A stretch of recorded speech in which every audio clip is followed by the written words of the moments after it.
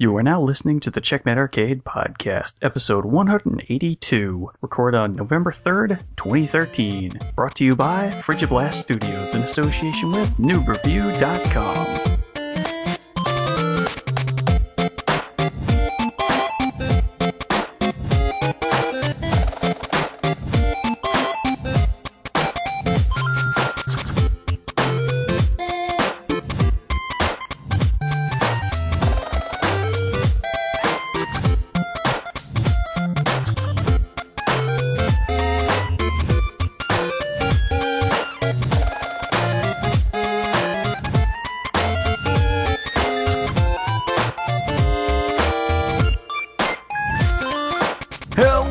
Welcome to the Checkmate Arcade Podcast, your home for quarter-punching fun. And I like my treasure like I like my baby steaks.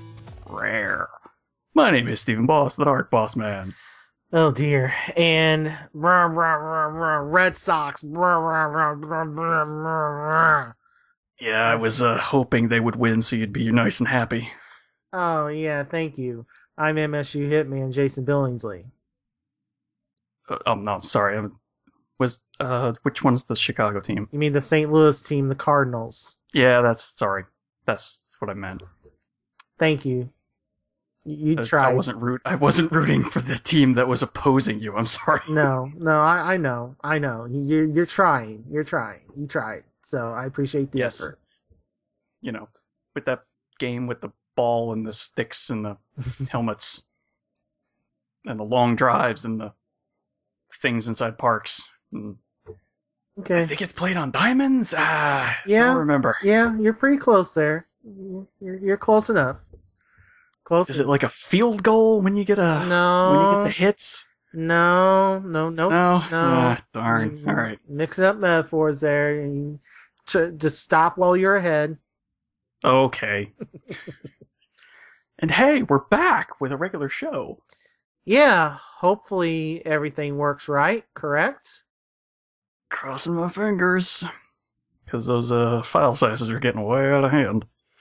But, yeah, whatever. I'll figure it out. But hey, seems like everything's working for a change. Well, good. It's good. Yep, very good. Yeah, I totally have not played a whole lot since we last left. I think I added on 2 games from when me and you were talking before the update episode, just for the sheer fact that I had a few days off and my parents wanted to see me, so I visited the land that broadband forgot for a few days there, and I hadn't gotten around to. I've got a game I bought and haven't even played yet. It's installed and patched, but haven't even played it yet. Oh, I've got quite a few of those. And apparently we better get ready because looks like every single game that comes out for next gen, like those 500 gig hard drives, yeah, that's probably going to be good for about 10 to 15 games. Yeah, probably. And then you're going to have Considering some of those Blu-ray games that Sony has been trying to push on people for download this gen. Well, no, I'm talking like the disc copies, like it came out today, the PS4 and Xbox One copies of Call of Duty Ghosts are going to require like 40 gig installs. Yeah, it's pretty comparable to Sony's current stuff. Or 50 gig, or 49, I'm sorry. We're looking. Kotaku has a picture of the back of the PS4 Call of Duty, and it's 49 gigabyte minimum install. Yeah, I guess what you should really do when you first get that PS3 or PS4, and I'll give you a hint. It starts with a Tera. And it ends with a drive. Yeah, I'll wait on that, but well, that's usually you're gonna want it. Right. The minimum, you're gonna want a 1 terabyte hard drive in that thing.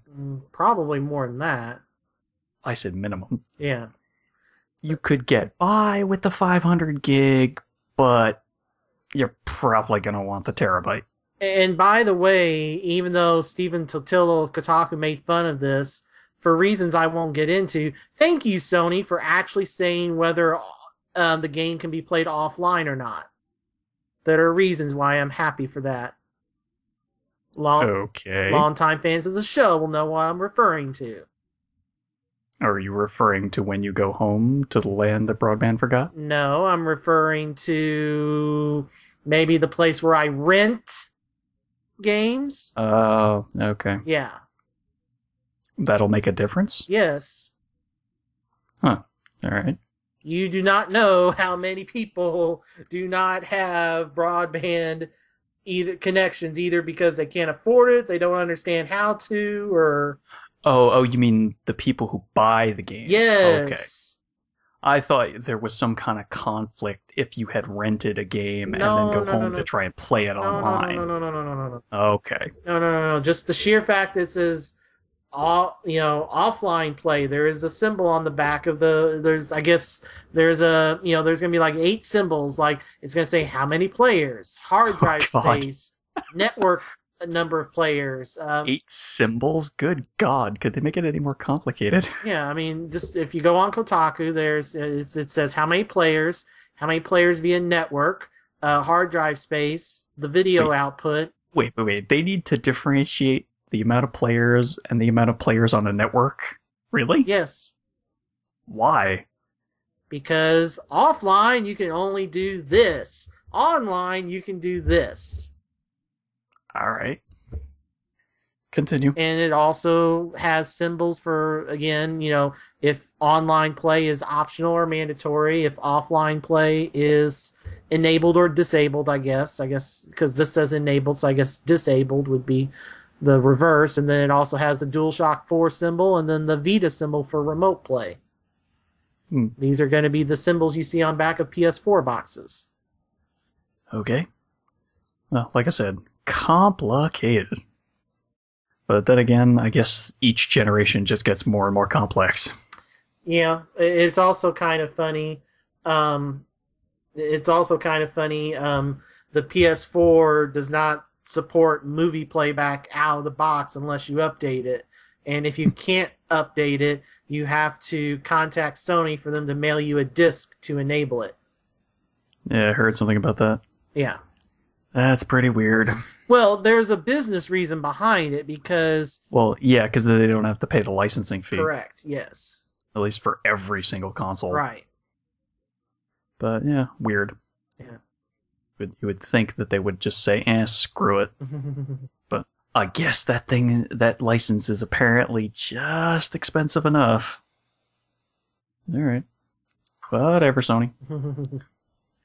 Alright, so how about we talk about some games, because we are running low on time at the moment.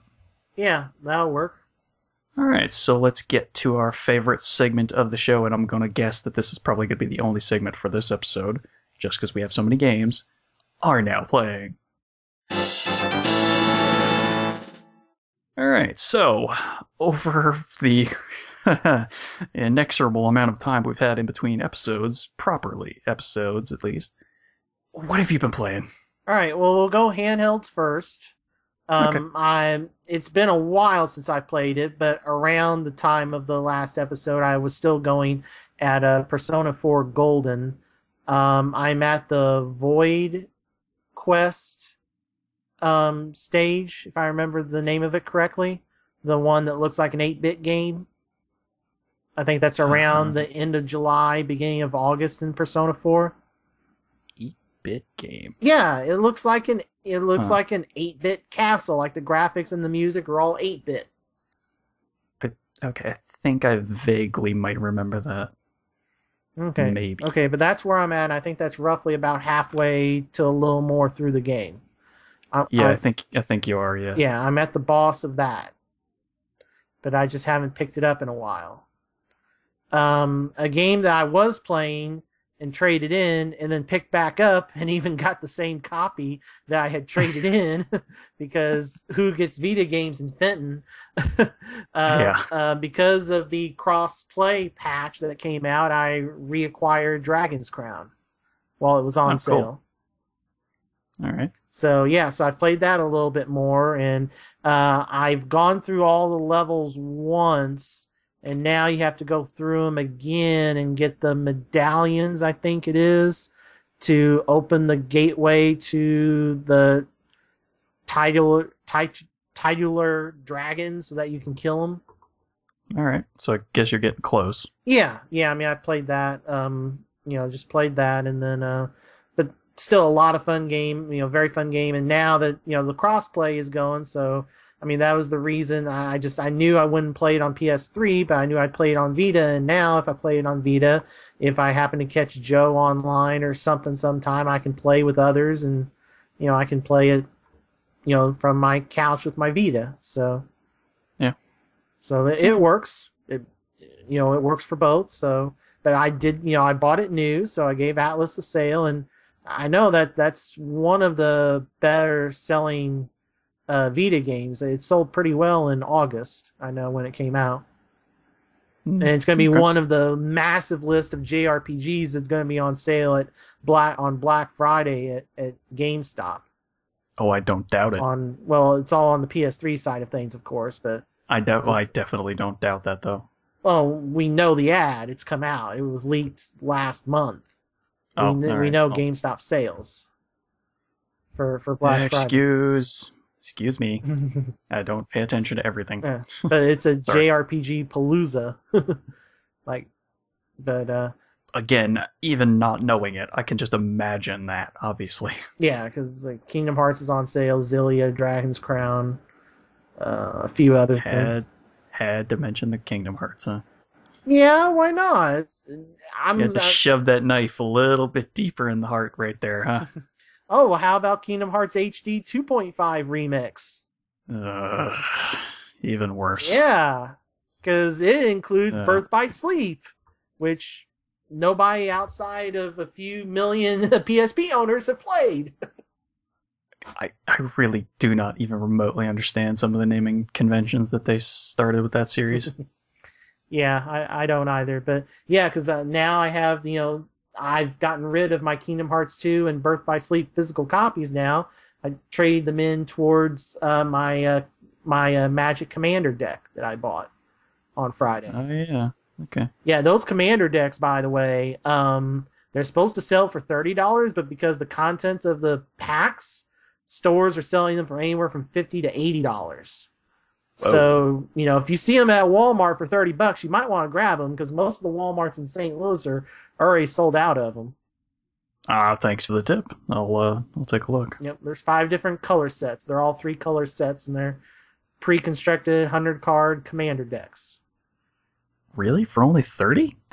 Yeah, that is crazy. Yeah, but because, like I said, because of the cards in some of those packs that are like legacy staples that normally cost like $30, $40, $50 by themselves, just that card, the packs sell anywhere from $50 to $80. Alrighty. At stores, so... Good little tip for everybody out there. Yep. Alright, so the other game I played on Vita, because I finally, on my crappy DSL connection, finally decided, hey, you know what? I should download a bunch of this free Vita stuff I got from PlayStation Plus and put it on my Vita.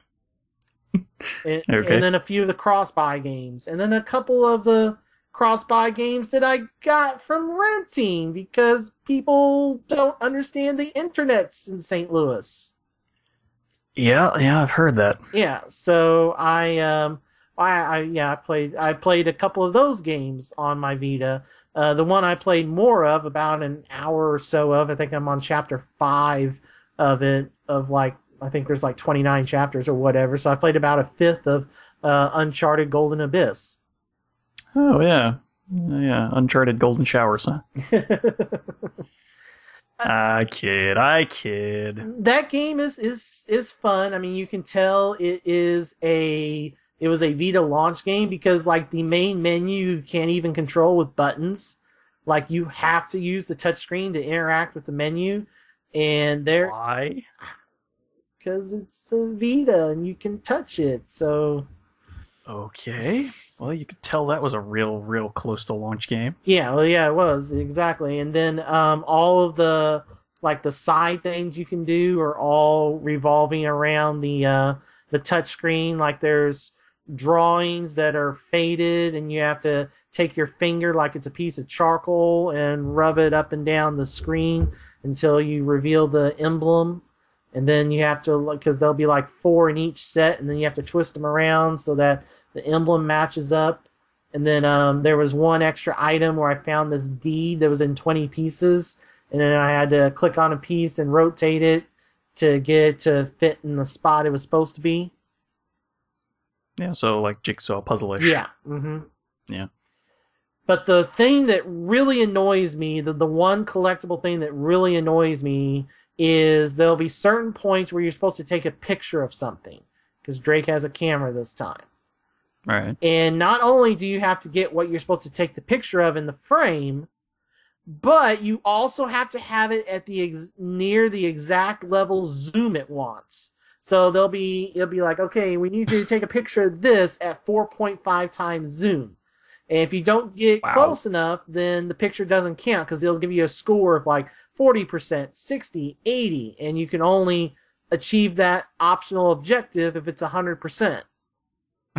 Okay. Now, I think one of the things they did when they patched it, and I've probably missed a few things, but a lot of times now when I come across the thing it wants me to take a picture of, the little touchscreen menu pops up with the camera blinking like, hey, idiot, here's the here's the thing you're supposed to take a picture of. But the problem is with the touch screen to get the zoom right, because like every time you move the camera, it auto focuses, which takes the zoom a different way, and it is just super frustrating sometimes to get that zoom at the exact amount you want. Where I was just like, oh, stupid, forcing me to do touch crap. Urgh. Yeah, okay, that sounds so much fun. Yeah.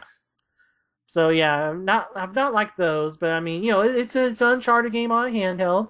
You know, it's Nathan Drake, and I mean that's the only character. I mean, there's no Sully, there's no anybody else that's from any of the other games, at least so far. It's just Drake and these other people that they introduced. So this is this takes place before Uncharted 1. Yeah, I think it was a self-contained story. Yeah. Yeah, but so far there's no Sully in there. I don't know if that changes at some point, but couldn't tell you. Yeah. Yeah, but there's not going to be any Elena or anything like that. But yeah, I mean, I've had fun with that. It's just the stupid camera stuff is annoying.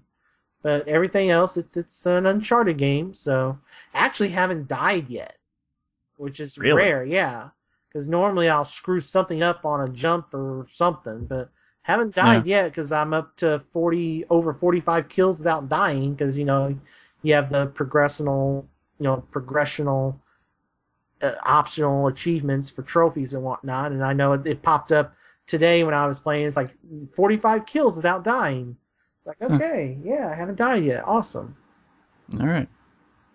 I forgot about it, but mentioning the cross-play and all that stuff reminded me, I did play a little bit, about 30 minutes or so of PlayStation All-Stars on the Vita. Yeah. The really crappy imitation Smash Brothers.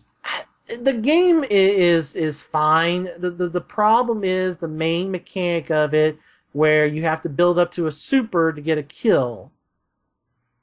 That I don't like that mechanic. Yeah, it doesn't work at all. It works okay. It doesn't work. Don't apologize. Whatever, but that game would be fun playing it with others. It's just, you know, nobody I know has it, I guess. And, you know, I don't have it on disc. You know, I only have the Vita digital copy. But that's cross-play, I think, too. So I could play it online against others with it on PS3. But, you know, it's not bad. I mean, it's cheap now, too. I mean, it's $20 anywhere, brand new, to get both versions. Still not worth it. All right, whatever.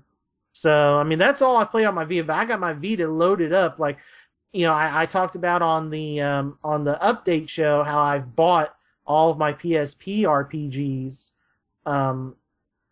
as downloads so that I can play them on Vita, because I sold all my Vita or my PSP copies, and then I sold some Yu Yu Hakusho to make up the difference. I haven't even put those on yet, and I filled up the Vita card almost, or I mean 3/4 of it, just with all this other stuff. Jeez. Yeah, I'm getting ready to get Soul Sacrifice for free this month. Like, literally, I'll probably have only bought 2 Vita games in the entire lifetime I own that system, and just it'll always be full of stuff because of all the PSP stuff that I bought, that I have digitally, and then all the free junk you get from Plus. I mean, it's just amazing, like, how much stuff you get free from Plus. Yeah, interesting that you called it junk, well, though. I'm a little tired. It's not junk. They're good games. I know.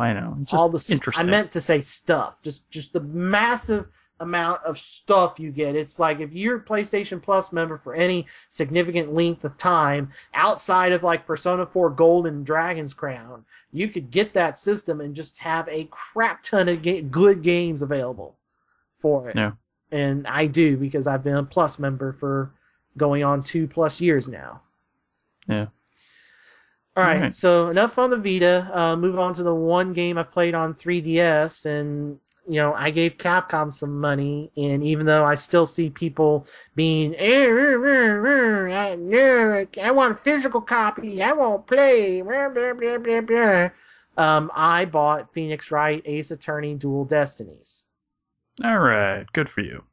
Yes, because these same people, and I know one of them, he used to be a Game Crazy manager, and he posted on CAG a lot, but he doesn't post there anymore. He does just Twitter now. And I'm like, hey, when you guys, and he's in the camp of, I won't buy it because it's not physical. And I can understand, Nintendo's policies playing a part in that, and I respect that. But here's the thing. I am one of the devoted waiting and cursing Sega's name for Valkyria Chronicles 3. So Phoenix Wright is about to come to that point to where it's like, well, if you don't buy this series is done in America at least. So yeah. So guess what, folks? You're not going to get it on a cart. The only person left at Capcom that considered it left right after 2 weeks after he posted. Well, maybe if there's enough support, we'll do it. Yeah, that person left. So Capcom doesn't care. Capcom wants money. Capcom's almost broke. So, yeah, well, they keep doing weird things like Resident Evil 6 and Lost Planet 3. Did you know that like Resident Evil 6 is like their 3rd highest selling game ever? Like 3rd or 4th or 5th, something like that? It's only because it has the name Resident Evil on it. I know, but Resident Evil 5 just became their #1 selling game ever over Street Fighter 2. 5? Yes. Not 6. Correct. Okay. That is weird, yeah. Yeah, because that was a story a week or so back here that came out on a press release, but not even 4? No. Yeah, that is weird. Yeah, no, not even 4. That is weird. I would think Resident Evil 4, just because it's been re-released so many times, would have a few more sales on it. No, 5. Huh. All right. Because GameCube factor for the first few years of its life, and then even though that got ported to the Wii, that didn't sell a whole lot because people... And the PS2. Well, right. And then the Xbox 360 and PS4 or 3. Well, right. As downloads, I guarantee you the PS2 version sold the most of any of them. Maybe, yeah. And I would probably put the Wii second. Yeah, maybe. I don't have access to those numbers, but I would just go guessing, just for the sheer fact that the Wii owners, the vast majority of Wii owners, 75% of Wii owners do not buy quote-unquote, serious games for the Wii that aren't, like Mario or something. Yeah. Like third party, it's just, hardly anything third party wise sold on the... Well, they don't push that stuff hard enough, really. Yeah. That's kind of the problem. All right. But enough on this. It also really doesn't help that they don't have a traditional style controller in the box. Of course. Okay, what is the deal with classic controllers? Like, I mean, are they still releasing new games for the Virtual Console on the Wii? I'm not talking Wii U here, just specifically the Wii. I don't think so. What is the deal with everybody wanting classic controllers all of a sudden? My store, the GameStop I shop at, is literally down to 1. Like, they can't keep them in stock. No idea. What is the deal? I don't understand the deal. Couldn't tell you. Yeah, it's just crazy there's a rush on that right now in my local area for some reason. But all right, Anyway, so Phoenix Wright Ace Attorney, Dual Destinies. It was very interesting because the demo, how that first case plays out, is not the same as what it is in the demo. Huh. Okay. Because on the demo, Phoenix is all like, "Oh, I don't remember what to do. It's been so long." But that's not how that case plays out when you play the full game. In the full game, Athena is all nervous and Apollo's like, "Don't worry. I may have survived a bomb explosion, but I'll defend your friend, get her off the ramp of setting off this bomb." And then, okay, sorry, that's a slight, but this is the beginning of the flipping game, so, oh well. And then he's like, "Okay, let's go to court," and passes out. And Athena's like, "Oh no, I guess I'll do it by myself." And then she's all scared and everything, and Phoenix just comes in and is like, "Hold it! The defense is ready, Your Honor. Sorry, I just found out that I was needed." Phoenix just comes rushing in to save the day, and it's just like, yeah, comes in like a boss. That sounds just like good old Phoenix. And see, I never did play Apollo Justice. Like, I have the iPhone. Yeah, I never played it either. Because, there's one flash, when you get to episode 2, which takes place before 1, and Apollo is remembering how Phoenix was in that game, because I guess you have to defend Phoenix. That I've seen. I've seen pictures of how he looked. Yeah. But that was it. And then they show him in his new suit and everything, because Apollo's like, "Man, Phoenix looks so much different now," and, Well, he looked very different in the Apollo game. Right. Yeah, they show a brief scene of that, but I've gotten through episode 1. I'm at the trial, the first part of the trial for episode 2. And, it's a Phoenix Wright game. And I like the mechanic that they have with Athena with the emotions thing. That's only played out very briefly in the first episode, but I already like that better than the psych locks and stuff from the second and I guess third games. I never really liked those.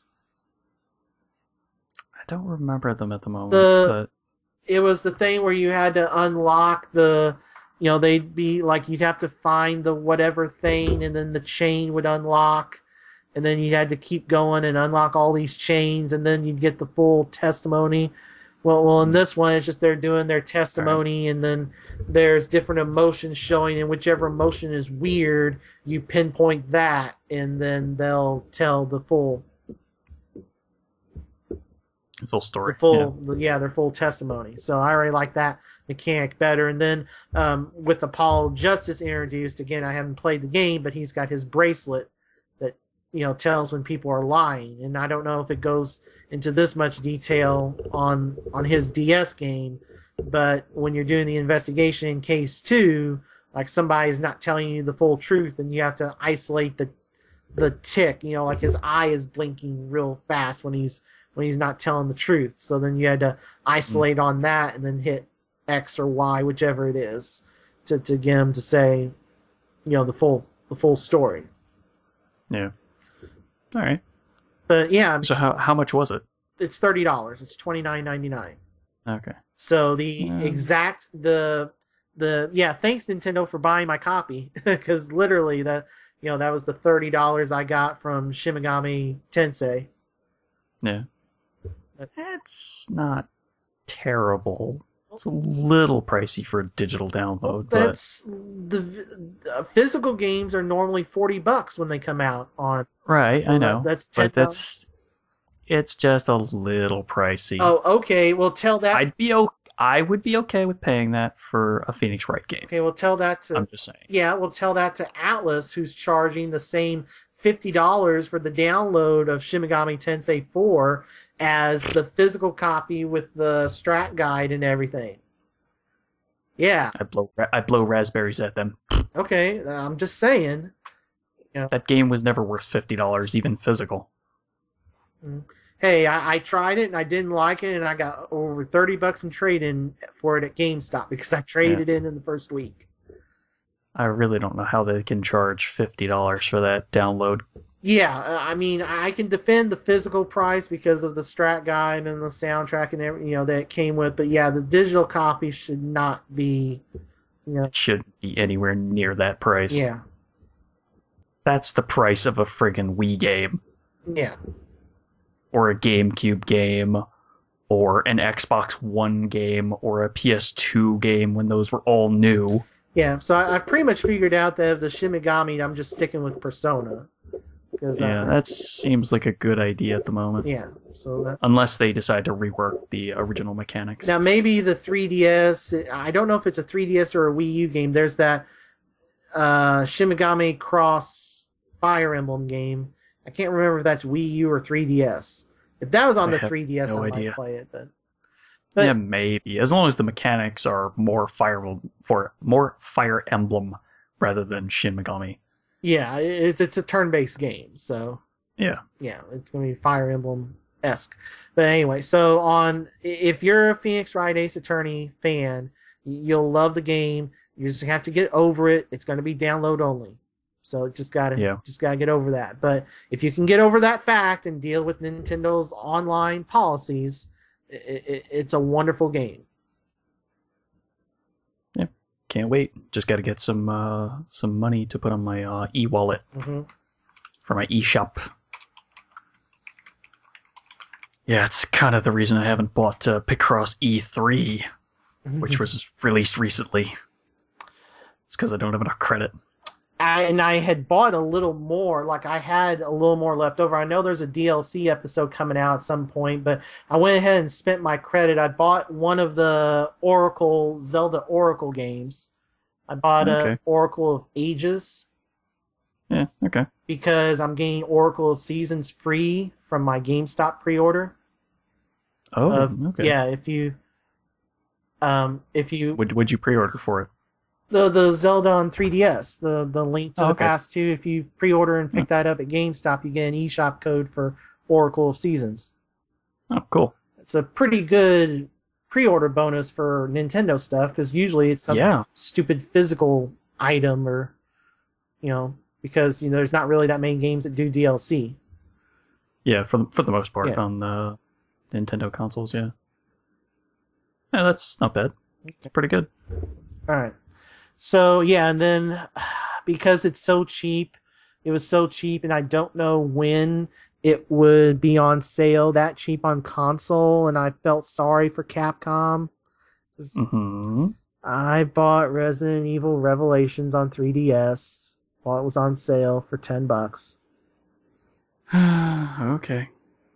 Because I like that game, and the console version. I know what's going to happen. That's going to be a $10 game at Walmart on Black Friday, and I'm going to kick myself. But oh well. Yeah, maybe. I get to see Jill in 3D. But that game is insanely big for a 3DS game. Like, I didn't know a 3DS cart could hold that much. How big is it? 25,000 flipping blocks. That does seem like a lot. Okay, for comparison, Mario Kart 7 and Phoenix Wright are both like 4,500 blocks. 2,500 blocks is literally like 3 to 4 gigs. Yeah, okay. It is insane. Yeah, okay. That's, a little more, than most people would think. Yeah, like you wouldn't be able to fit that on a 4 gig card that comes with the XLs. Yeah. Weird. Oh, by the way, it is official. There is a Zelda 3DS XL. The one that we all knew. Okay, it is coming to America. We all knew. Okay. Just like every other one of the friggin' 3DSs is always coming to the US as well. Yeah. So $220, just like the Animal Crossing one was. Yeah. Because it comes with a copy of Zelda installed. Oh, okay. Yeah. All right, so moving on to the 360. I mean, you haven't done a whole lot. I played a little more Ultimate Team on Madden NFL 25. I played a second season and got to the conference title game before I lost. I think that's good. Yes, that's the one. That was like one game before the Super Bowl. Oh, okay. Yeah. I actually beat somebody playing their Super Bowl. Huh. Like the game right. before that was somebody's Super Bowl, and I beat him. I mean, that guy, oh gosh, I hated that one. He was so cheap. Like I was beating him pretty good, and he came back, and like he even, instead of tying the game he scored near the end of the game, instead of tying it and playing for overtime, he went for two, and I stopped him, and he was just really super annoying the way he played, and I was just like, yeah, Okay. eat that, sucker. But yeah, so done with that, and then I've played a very little bit of Grand Theft Auto 5. Oh, okay. I even got the collector's edition, the GameStop exclusive one. Oh, did you now? Yeah, because I know why. Oh, that's right. I think you mentioned this before. Yes, people will pay $120 for the code that comes in that. Yeah. Yeah, that's pretty crazy. Yeah. Yeah, I think you mentioned it on the update episode. Yeah. So, but I haven't played it since then. So, I mean, I've only played. I didn't even try like the Grand Theft Auto Online. I just heard all the complaints about it, and I was just like, yeah, I'm not even going to touch that. Yeah, you're probably going to want to wait for a little while. Yeah. All right. Although, had you played it during October, you could have gotten the stimulus package. Oh, so if I started, you would have been eligible to get the 500,000. Oh, darn. Oh well. Extra bonus cash in game. Yeah. I'll say. That would have been in 2 installments of 225K or 250K. Okay. Oh well. Say la vie. Yeah. Well, they're still having problems because they still couldn't quite get that update out last week. So we got to delay the stimulus package until we get this update out first, because we really don't want you to lose all the money if we're going to give it to you as a mea culpa for losing all your money. Yeah. And progress and characters. And wow, there's so many things wrong with that right now. Yeah. So just to say where I'm at, like I just met Michael. I mean, I've done a couple of missions with Michael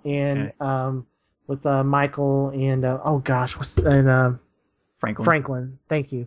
So I think I'm at the mission where Michael's supposed to go with his kid, because we just did the mission with the stolen yacht. Okay, yeah. I think that's where I stopped, and I haven't really played it since. I mean, I've been busy. I mean, I barely turned on my 360 game. It's just been playing so much PS3 stuff. Yeah.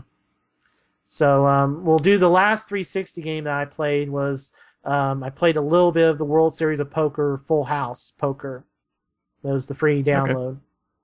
I played one night of that, and it's Full House Poker, but it seems like they fixed the one thing wrong with it. At least I think. I mean, I played online with some people, but I've yet to see what their schedule is to start a game, go into their scheduled games.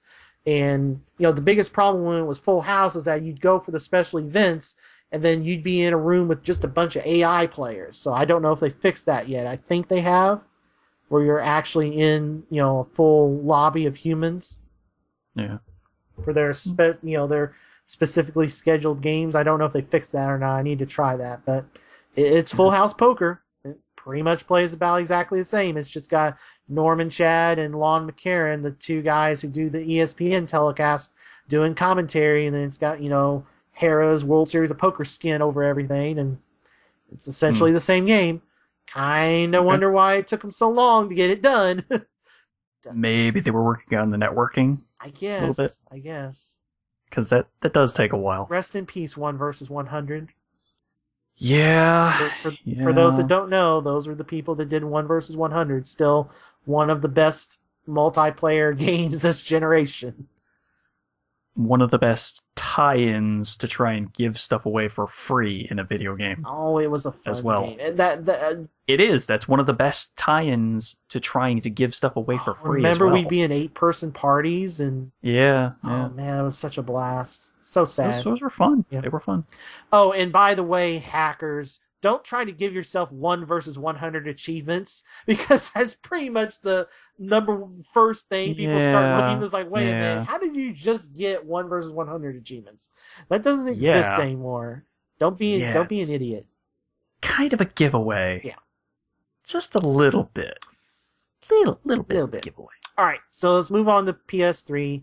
Haven't played it very much since the last full episode, but Tales of Xillia, I did play it a little bit more. It kind of fell by the wayside compared to a bunch of other stuff that came out. I did get Dive Kick the week it came out on PlayStation because it was $8. Good old Dive Kick. Yeah, so I played the single player with Dr. Scholes, she's basically Doom. Yeah, but she's so funny. Yep, female Doom essentially. So why does she keep writing on the clipboard even after she gets knocked out? Yeah. Why? It's so weird and funny. So yeah, that seems to be the character I liked, and I finally got to playing it online with some people, and I just got destroyed. Like, I won a few games, but I never won a match. I think I'm officially like 0-5 or something. You're going to want to practice a lot in the single player. Yeah. Yeah. Yeah, it's because it's been out for a while, and people have been practicing, like would crazy. Be my guess. Yeah. Yeah. All right, so we'll go to the main 3 games that I've played since our hiatus. I've played a decent amount of Diablo 3 on PS3. Ooh, okay. Yeah, I am right before the Skeleton King, I think, in Act 1. So yeah, you're kind of not too far in. Yeah, I'm a few hours in, but man, that game is just so fun, and I just love it. Yeah, I'm actually starting to think maybe I should just say screw it and abandon my PC version and go straight to 360 version. Yeah. Or maybe PS4 when I eventually get a PS4. Yeah, I'm kind of hoping that there will be some type of way to bring your character over. It'd be nice if you... Yeah. If you did. Probably not.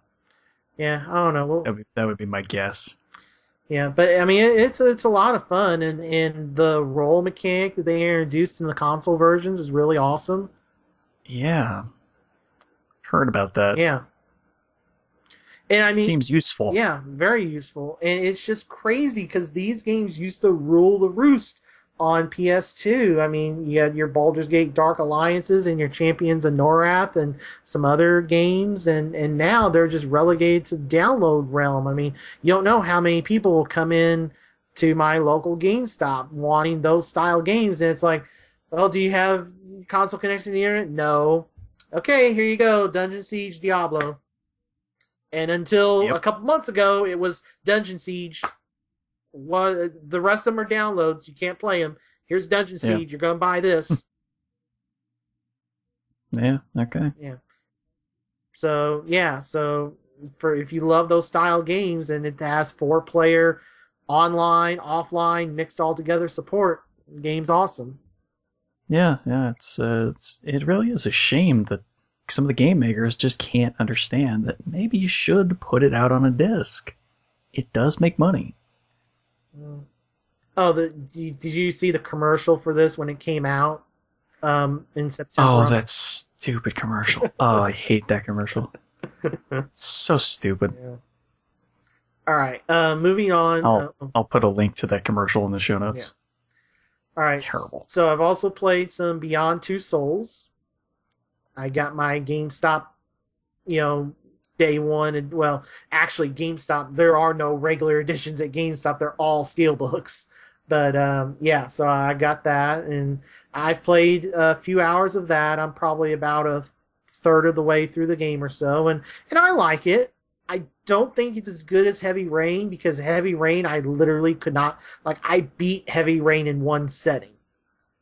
Wow. Yeah, Heavy Rain, I was off that day from my, main job, and I went to go pick, this was before the second job, remember, this is early 2010. Yeah. So I went and got that game, it was about 12:30 or so when I got home with it, and I played it nonstop and beat it, and looked up, and it was 1 a.m. I was like, wow, okay. Yeah, I literally beat Heavy Rain in one setting. So You mean 12:30 a.m. or p.m.? I started at 12:30 p.m. Okay. and when I got done, it was 1 a.m. Yeah, okay. I was like, wait, that didn't sound right. It's like that's like an hour and a half. I'm like, No. About 12-ish hours. Yeah, okay. That makes a lot more sense. Yeah. I literally beat that in one setting and then waited for the DLC to come out because the DLC was free with GameStop pre-orders. Beat the DLC and then trade the disc in because it was still... Yeah, because kind of wasn't much else to do with it. because the DLC that they promised after that got canned so that they could make it Move compatible. So I was like, yeah, screw this. So I traded in, and then I rebought it a couple years later when it was $10 on Black Friday. This is Black Friday 2011 or 2012, one or the other. It was $10. It's like, okay, I'll just rebuy it. Yeah, that'll do. Yeah. That'll do. But I mean, I'm enjoying it. Like, I have done some things that aren't as extreme as can be, but I've done some fairly extreme things with the one of the best scenes in that game is fairly early on, the infamous birthday party scene. Yeah. Like, I didn't even know until I started watching like Greg Miller and some other people play that game. Like, I didn't know it could go further, and it may even go further than I thought. Like, maybe. Yeah, because like I did some pretty messed up stuff, but the whole was still in one piece, shall we say. yeah. And from what I've heard, maybe you could go a little further. So which would be a little crazy. But I mean, I'm enjoying it. I think the reason it's a little inferior to Heavy Rain is that there's no way. In Heavy Rain, there were specific scenes where if you didn't do them successfully, the character would die. Yeah. Like, you could have almost all the characters die in that game. So there was this, sense of, things did matter, and like who you had at the points of the game determined, how the endings would play. And just right now, there's really no way to lose the game. There's no way to kill Jodie. Yeah, I mean, because you play her at different points in her life, which would be kind of awkward if Kid Her suddenly, died. Right. Because older teenage Her then could not exist. Right. So, yeah. Yeah, so I mean, it's just something that I think it's a fun game. I like that that there's a game that is not Call of Duty Battlefield out there. I did like LA Noire and Heavy Rain quite a bit. I don't like this one as much as Heavy Rain, but I still think it's good to have a variety of games out there.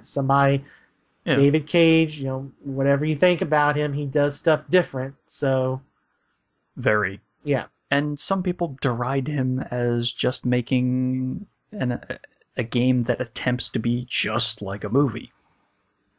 Only it wouldn't work as a movie. Right. So I still really like that game. I mean, it is at Redbox if you want to try it out or something. And I'm sure it'll be on sale on Black Friday if you want to wait for a price drop or something. It's just, I mean, try Heavy Rain first. Like, if you're just like, I'm not sure. Heavy Rain is like no more than $20 anywhere. So yeah, I would say try Heavy Rain first. And if you really like that, then get Beyond after that. So yeah. All right, because it does streamline some of the button input stuff. I wish that's the one thing I wish this control. I mean, it uses a lot of the same prompts, but I wish that Heavy Rain controlled like Beyond, like the way that they've done now. The walking around and stuff that's still a little Resident Evil Taint control-ish. So I mean, that's still in there. But the way the action works and all the action prompts work just work incredibly well. Okay. With the slow-mo and then flick the stick in the direction you're moving to do the cool move, and And there's a lot less of the stupid, and there only like so far been like 2 buttons. Okay, press and hold this button. Now press and hold this button. Now let go of the first one and press and hold this third button. There's a lot less of that. Yeah. Like those were all over Heavy Rain. Yeah. And even my wired controller, I didn't realize my wired Fusion Pro controller has the 6-axis stuff. Like I didn't even realize it did, because it's like, oh crap. And then I was like, oh, this does have the 6-axis, even though it's a wired controller. Okay, nice. Why would you think it wouldn't have that? Well, because it's a wired controller. Yeah, but still, Yeah. I mean, if it's supposed to be an official working controller for that console, it should have all the features. Yeah, it does. So, yeah, thanks. Those are on clearance at Best Buy, by the way. If you were wanting a PlayStation 3 controller with an Xbox layout, I highly recommend it. Okay.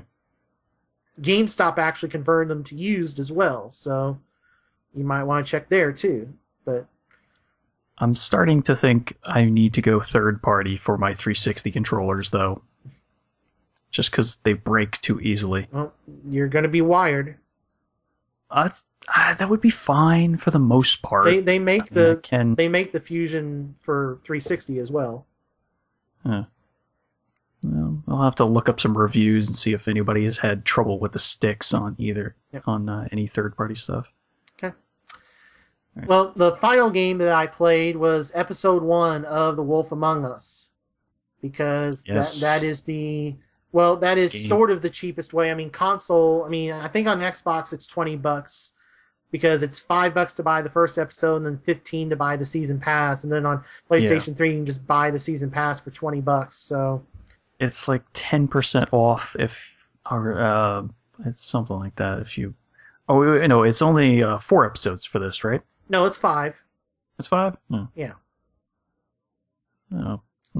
But they had to do something weird to get the season pass thing, because I mean, there was no season pass option for it last time on Xbox, but there was on. So, but anyway, so on console you can play the whole thing for $20. So I played episode 1, and oh my gosh, that thing ends on such a cliffhanger that I spent a whole afternoon that I was actually off just reading up on Wikipedia the Fables comic. Yeah. Because this is a prequel to the comic. Yeah, from the DC Vertigo line. Yeah, but wow, this thing is awesome. If you loved Walking Dead, and it seems like people don't realize that this is the new Telltale game, because like my GameStop manager didn't even know about it, and I'm like, this is really sad. You're a GameStop manager. I'm not saying anything deriding him, but it's like, you're a GameStop manager, you didn't realize that this existed, and I was like, go, it's $20. Yeah. He's like, okay, I'll go get it, and it is awesome. If you were a fan, I mean, again, they streamlined some of the controls from Walking Dead, and they've got it pretty down pat on how to do their action stuff when it warrants. So yeah, if you're a Walking Dead fan, go get Wolf Among Us. Go now. Pause this. Go get it now. I said now, damn it. I'll get it later. All right. After I've played the demo on 360. Which is the worst way to play it, but we'll see if I can maybe squeak out my PC to make it work. I don't know. We'll see. All right. Well, I'm done. I don't even know if I can run Steam on my laptop yet. Oh dear. All right. I'm done. Haven't tried it. I'm done. So what have you been playing? Oh, I don't even know where to start. Should I start with the DS or should I start with the 360? That's the big question. Start with the 3DS. You've got two games. Yeah. All right. I'll start with there. Yeah. All right. So I kept playing Picross E2 and finished off all the Micross puzzles. I had a lot of fun playing that game. It just still sucks with the free mode puzzles that you just have absolutely no idea you're doing something wrong until you're about halfway through the puzzle, and then it becomes like, oh, where did I go wrong? What did I count wrong? What block did I fill in that I shouldn't have? So then it becomes a giant hunt, or you just do what I did and just hit, okay, quit, restart the puzzle. because obviously I made a wrong turn somewhere. Yeah. And that was pretty much the only way to figure it out at times. So, had to do that quite a few times on one of those puzzles. Oh my god, I hated it so much. Pissed me off to no friggin' end. Yeah, well, eventually I finished every single one of those 150 plus puzzles. So there you have it. Dear. And every time they'd introduce at least 150 standard style puzzles, and then the extra mode of whatever they're throwing in to try and create a new hook for that series. Like the Micross in Picross E2. I can't wait to see what they try to do in Picross E3. Once I get enough credit to go download it. So I'll be getting enough credit to download E3 and Dual Destinies for Phoenix Wright. So see what route I take it there. And you know something? Speaking of eShop, it's so weird because this used to happen with Best Buy. I've talked about this before. Best Buy used to be the only place you could get $10 PSN cards was Best Buy. Now GameStop actually carries them. And then now when I was at Target, because I've been at Target the last couple of weeks, and they have $10 eShop cards. But nobody else has them. Really? Yeah. They have Bowser on them. Okay, I guess I gotta go to Target then. Yeah, because the denominations on eShop cards used to be 20, 35, and 50. Now there's a $10 one, and I've only seen it at Target. Do they have like $20 cards at GameStops? Yeah, they have 20s. Yes. Okay. Well, I can just go to GameStop then because I have a ton of credit right now for GameStop.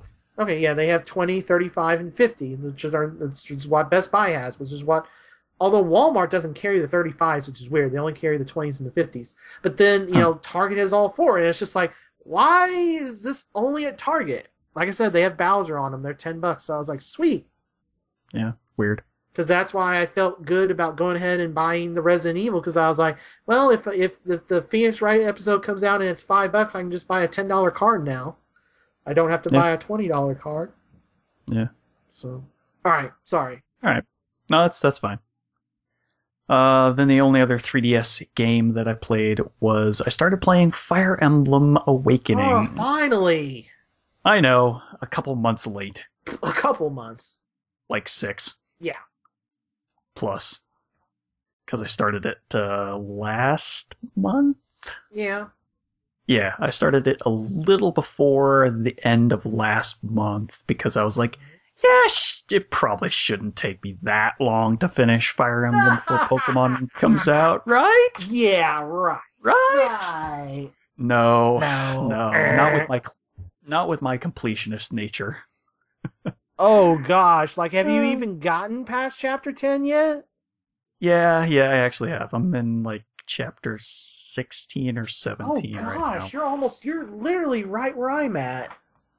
Oh, really? Yes. Oh. I'm on like 18 or something. Yeah, I just completed the tree mission last chapter. The one where the dragon's voice is in the tree. That's one of the side ones, I think. Really? You sure? Because I'm pretty sure that was a main chapter. Oh, maybe it is. Yeah, I remember the mission, but I'm getting the... Because it wasn't a paralogue. Okay, yeah. The paralogues are the side missions. Right. So... me thinks that, well, see, here's the thing, though. Like, you have to do certain conditions to get those paralogs to even show up. Yeah, some of them, yeah. Almost all of them. Well, okay, all right. Some of the initial ones you don't. Yeah, a couple, yeah.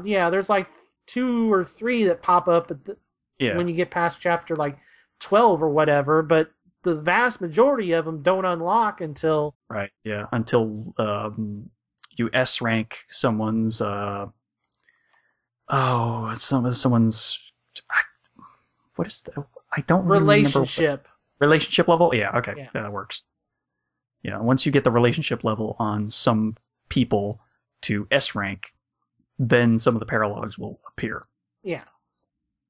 But yeah, don't really have too many more people that I could S rank relationships with. Oh dear, you're way ahead of me on that then. At least no more that I would want to. Because I'm like, I don't think these two pair up right, and those two seem like they're good for each other. I'm gonna have them S ranked. That's how I'm running it right now. I've only got a handful, like literally 5 or so. Oh really? I think I Did you get the paralog yet with the really timid female archer? Timid female archer. Yes. Probably not, because I don't think I've had any archer paralogs. Okay. That one is insanely hard to get through without anybody dying. Okay. Like, that was the one that literally took me 100 tries to beat. Huh. Well, I only have one archer, which is kind of crazy. Okay, well, it's his kid. Viren. Or, yeah, He's the only archer I have. Well, it's related to him. It's... Oh, no, wait. No, it's not. It's the black... It's related to the black mage chick. I totally forgot. Oh, okay. Yeah. It's related to her. I forgot. Huh. Yeah. I may never have that one because I can't find a good match for her. The avatar. The player avatar? Yes. No, that won't work. Okay. Because my player avatar is already married to somebody else. Oh. Okay. I pretty much set aside that because she's got the hots for the player avatar anyway if you're playing as a male, so... Yeah, I kind of didn't. I'm playing as a female on that one. Oh, okay.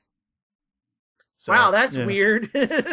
Talk about role reversal there. Yeah, I know. Usually it's... Occasionally I'm like, she actually looks like a person. The guy kind of doesn't really look that good. I like my guy.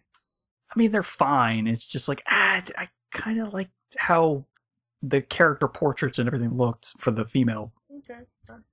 With the brunette hair. Oh, so I was like, we'll go with that one. Yeah, I like mine, but... Yeah, I need to play it. It's been so long. Like, literally, I have like 39 Street Pass teams sitting there waiting. The max you can have is 50. So every time I Street Pass, it's like, I really need to boot this up.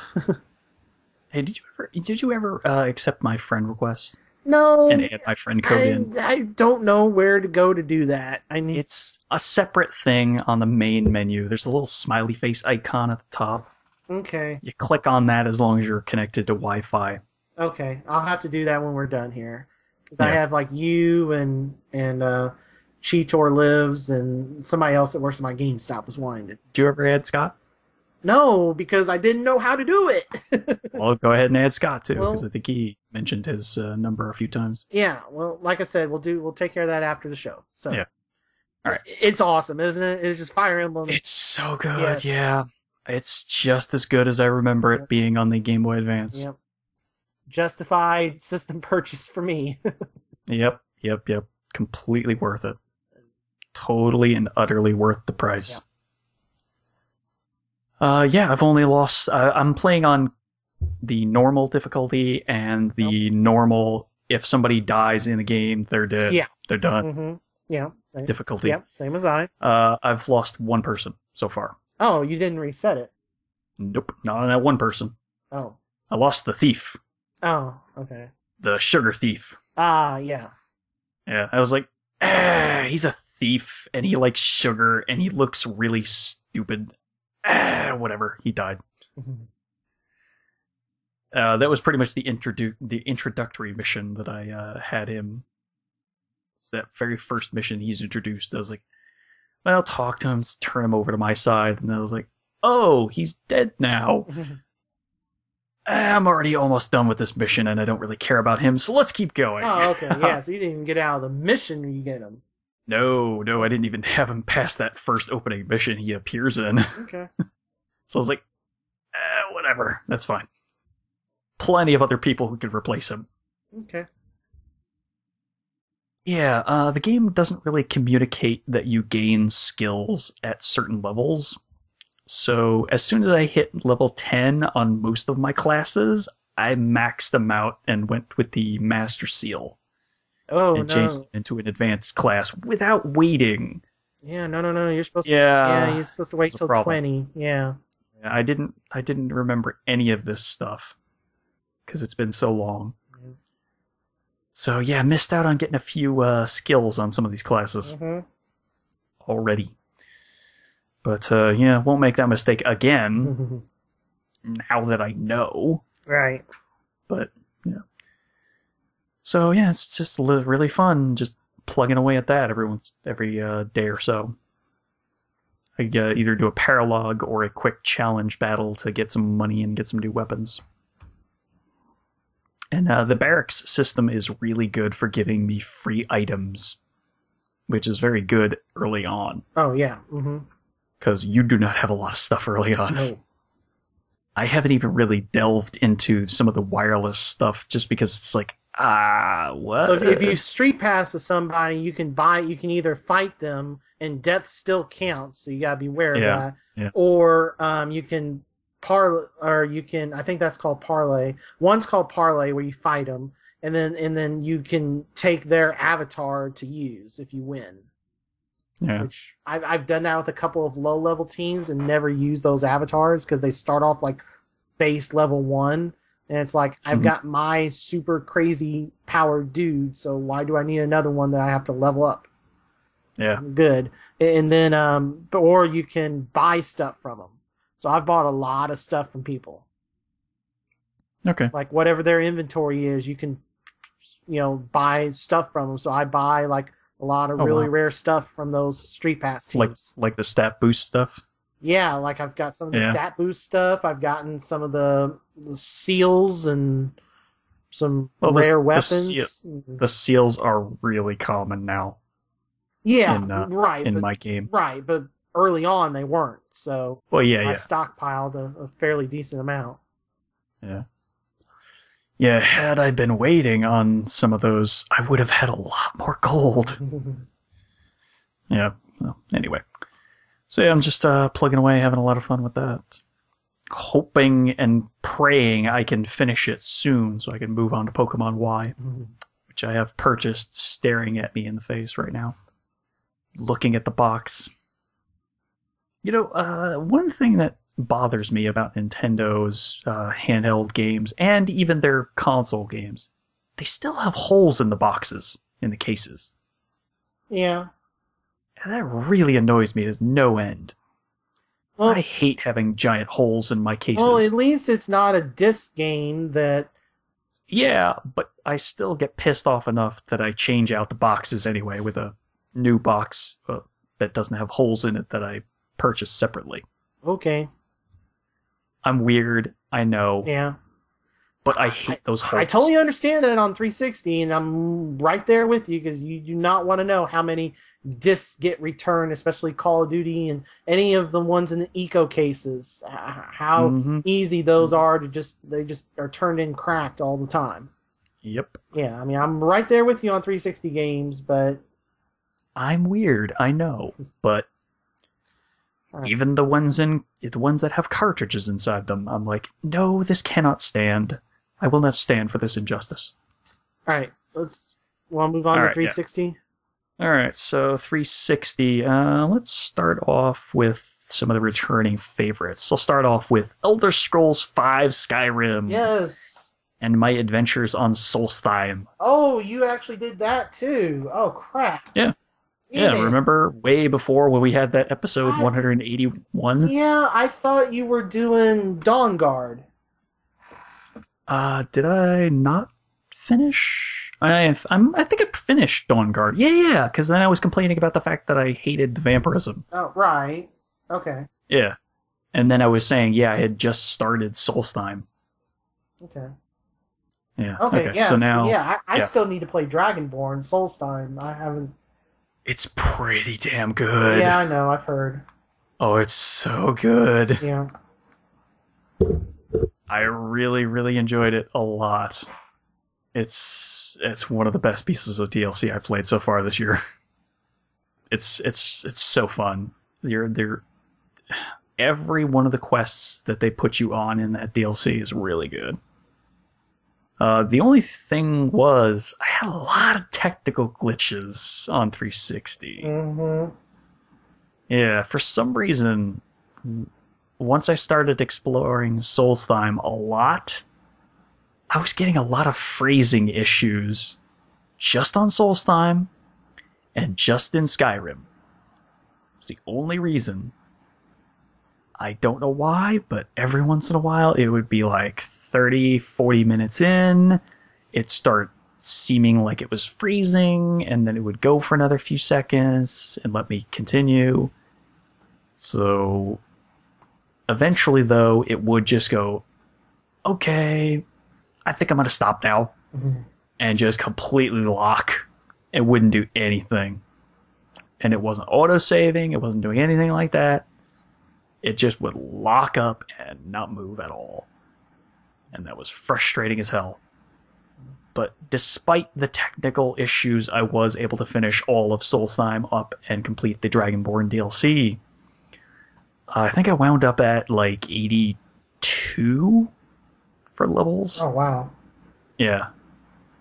I didn't go quite high enough to max out everything, but I got pretty close. Yeah, because you could just keep legend status. Mm-hmm. You can just keep hitting the legend status on like illusion, and all you have to do is cast muffle constantly, and you will just level like crazy. It's so easy. So that's what I wound up doing to get my level 82. I did wind up hitting legend on a few other things as well, just to make the level ups a little faster, but I didn't do too many more, other than one other one, like lockpick, just because I was like, lockpick's not that hard to max out. So, I remember saying last episode, you kept saying once you hit level 80, this knight would come after you. Mm-hmm. He never appeared in my game for some reason. Really? Yeah, never saw him. Never got any notes, nothing. Okay, because I sent you the link to the whole quest. Yeah, I don't know. That's. Yeah, I never saw him. Well, I mean, because he's part of the Dawn Guard DLC. Okay, yeah, I don't know. Couldn't tell you. Then never saw him once, so I don't know what happened. But I reached the end of the DLC, and I was like, okay, there's like one other thing I wanted to finish in the main game, and now I don't really know what else I want to do. I think I'm done after 300 plus hours. Oh dear. Yeah. I think I finished everything I wanted to do in Skyrim. Because I really don't want to do all the evil thievery-based achievements and stuff like that. Because I was like, I kind of don't really care about pickpocketing people. Yeah. That's kind of like, I wasn't playing that kind of character. My character was righteous for the most part. Right. Except for like here and there, minor lapses. Like joining the Brotherhood of... was it Dark Brotherhood? Dark Brotherhood, yes. Yeah. And doing a few assassination missions. Because some people needed to die. Others did not, but I was like, I kind of want to see where this goes. So let's stab this guy in the back anyway. So, other than a few minor lapses, I was kind of just like, kind of like the hero, good guy, don't want to do too much bad stuff. So I was like, I kind of don't want to have a bounty of like 1,000 gold in all holds. I don't want that. So I was like, I'm finished. I think I finally finished everything and I was done. So I was left with like 5 or 6 total achievements that I didn't finish for that game. And that was it. Okay. Yeah. And then I moved on to playing a ton more of Borderlands 2. Because of all that DLC that came out. Yeah, I need to see if I can fix my save. And they released the new level pack that puts you up to 72 as your maximum, which I still haven't bought because I haven't even reached 61. Right. Once I reach 61, I'll be like, if I'm still playing it enough, yeah, I'll buy it. But if I'm not playing it enough at that point, I'm like, maybe not. But I did play the first of the Headhunter packs, which was released a little before Halloween.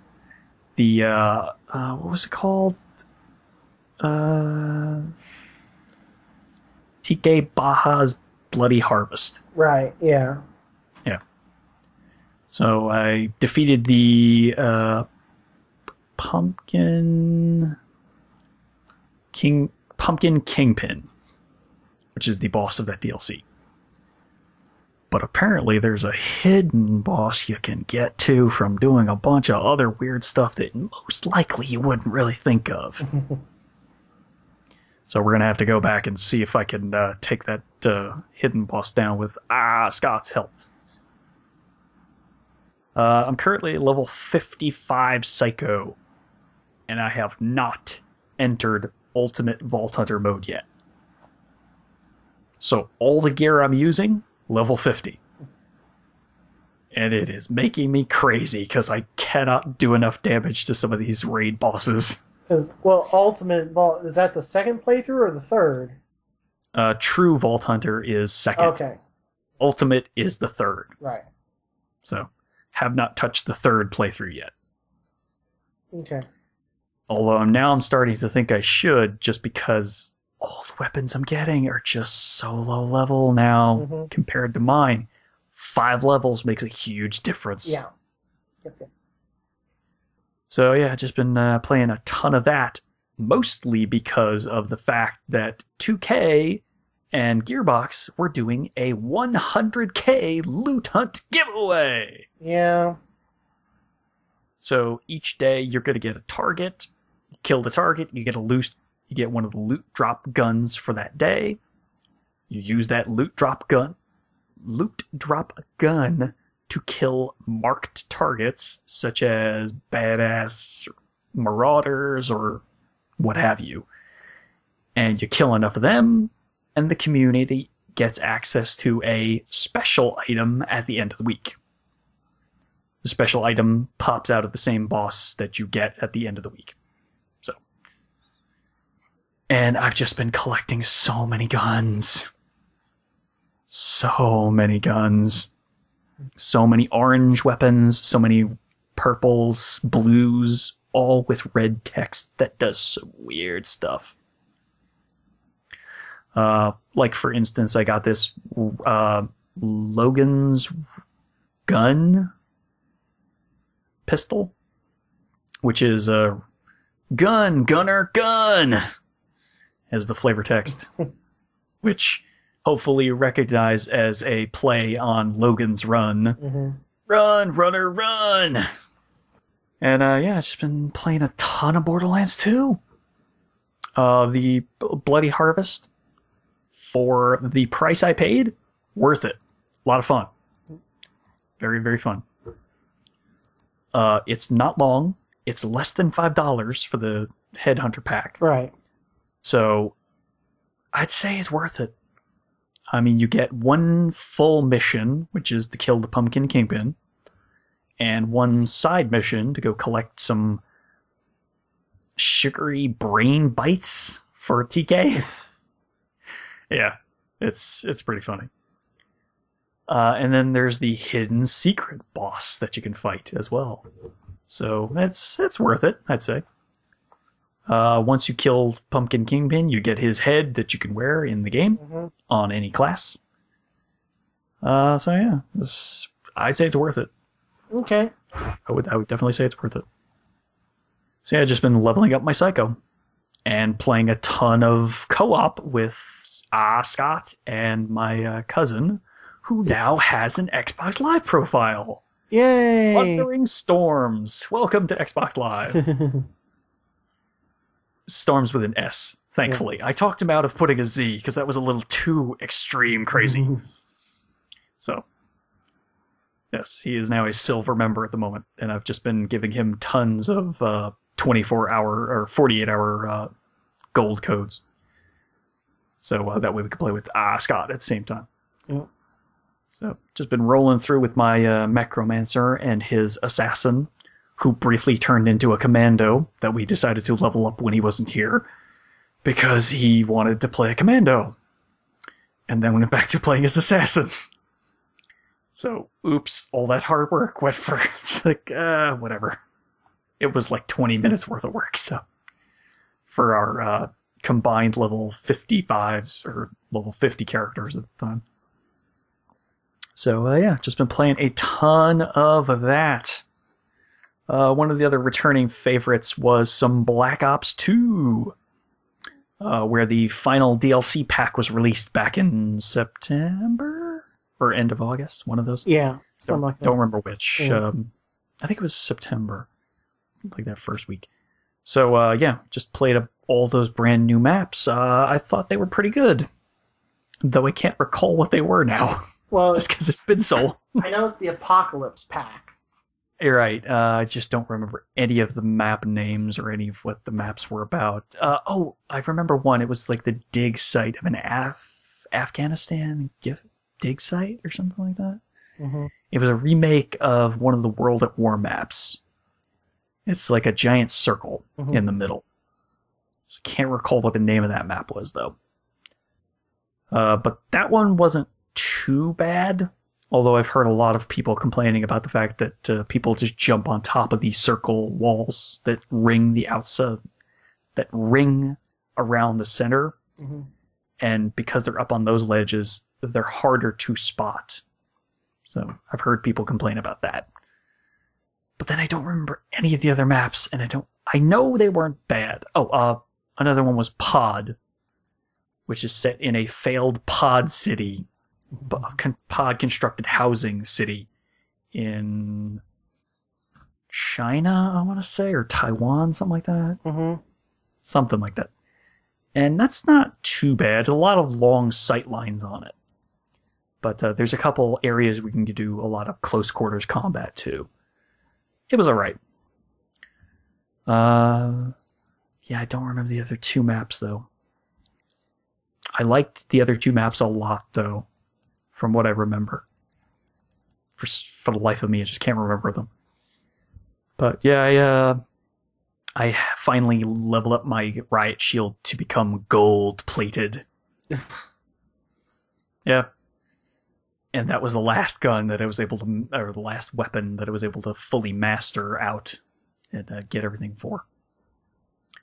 So yeah, that's probably going to do it for all of Black Ops 2, because in 2 days we get the new Ghosts coming out for Call of Duty. Yeah.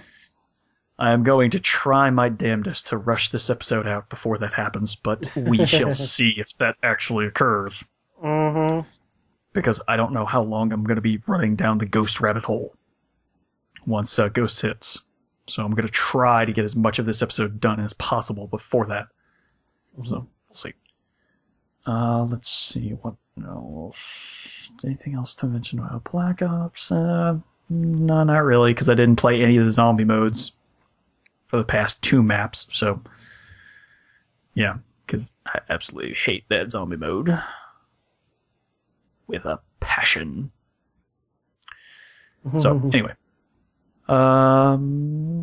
Yeah, I think that's gonna do it for those. I also did play the Battlefield 4 beta, but because Battlefield 4 proper is out, it kind of doesn't matter now.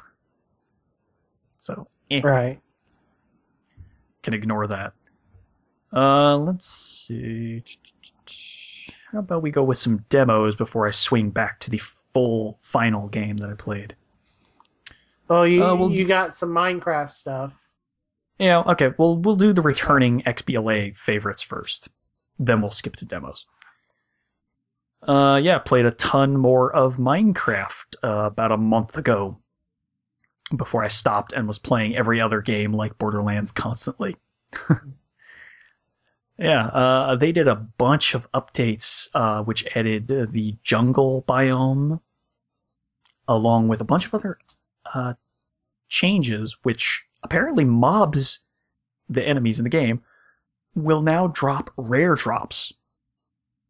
So instead of just dropping their component items, like a creeper dropping gunpowder or a skeleton dropping bones or arrows, you can now have armor or tools or weapons drop from some of these mobs. And very, very rarely, that weapon will be enchanted, or that armor will be enchanted, which is kind of crazy. It's turning into a proper RPG game now suddenly, which is kind of odd to me. But hey, whatever. I can still build stuff, and I can still blow things up with TNT blocks. I think I'm still good with that game. Yep. So, yeah, I built a fancy new house after the jungle update. And yeah, I like my new house. Looks good. Made it out of a bunch of different wood colors, and it looks nice. Beyond that, kind of not really much else to mention. The hunt for diamonds began anew because I started a new world with that one. So, yeah. Don't really know what else to say. But, yeah. Just quite happy about that. They also started doing new skin packs, or not skin packs, texture packs for the game, which alter how the blocks look and how the enemies look as well. One of the previous ones that they did was a Mass Effect 3 theme pack, which made everything look like it was based in Mass Effect world space, like Mars. Right. Which, yeah, it looked pretty cool, but I was like, I kind of don't see where I would want to use this for building per se. I think those are like $4 or $3, something like that, for one of those theme packs, which includes a pre-built world like Mass Effect 3 on Mars, which is pretty much one of the opening missions. And the most recent one that's coming after that was a Halloween theme pack, which was released for free until, I want to say, this weekend or next weekend is it for that one, for free. And they also did one where there was like plastics, so everything looked all plasticky. And the one following the Halloween pack, which we don't really know when it's coming out yet, but it looks so damn awesome. I think that might be the first one I buy based on Skyrim. Oh, okay. Yeah, it looks pretty awesome. That might be the first one I actually buy of those. Just to get everything themed out in Skyrim-esque looking stuff. Right. Yeah, I think that pretty much nails all the new things that were added in Minecraft. Can't really think of anything else. Other than the new things that were released in the jungle biome update pack. Yeah, can't really think of anything else that bared mentioning at the moment. Other than, I just want to mention the ghasts in the Nether. Holy cow, they are like snipers. It's ridiculous. I don't even see them, and then suddenly I'm getting hit by their fireballs. It's crazy. It really is. So I just wanted to mention that, because that was ridiculous. That after that update, I could not go into the Nether without getting sniped by a damn ghast, which was really odd. So, alright, so now we'll go on to the demos for Xbox Live Arcade stuff, and even some full game? No, only Xbox Live. And then we'll circle back around to the final full retail game that I played and finished, because we had a bit of a break there. So I played the entirety of that one game, except for the DLC, Right. which I finally figured out how to install. A little more complicated than I thought. Okay. So we'll get to that in a few minutes. So I tried out the demo for the Xbox Live Arcade title, The Invincible Tiger, The Legend of Han Tao. And that was like a 5-minute demo. Uh-oh. Yeah, It was real quick. But here's why that's a good thing. I could not have stood to play that game for more than 5 minutes. So that was just the right length of time for that demo. Well, how about that? It was a boring 2D brawler. There you have it. That's the entirety of that game. Okay. 2D brawler. It was notable because it was released like years ago as the first red and blue 3D game on a PlayStation. PlayStation 3. It was released years ago. I think we saw it. I don't remember whether it was PAX East or PAX Prime, PAX West 09, or PAX East 2010. But we saw it once. We didn't pay any attention to it because it was like in the background, but I remember looking at this game once at a PAX years ago. Okay. So it finally made its way to Xbox Live Arcade, and the wait was not worth it. Trust me. It was so boring and so bland. I just said, nope, this is not worth my like $5 or $10 that it was at the time. So deleted that off the hard drive. Then I played the demo for some of the Xbox Live Arcades, or Summer of Arcade titles. I played, let's start out with the worst one first. Okay. I played the Teenage Mutant Ninja Turtles Out of the Shadows. I told you. Wow. How do you mess that game up? So badly. Well, first off, the camera is absolute shite. Yep.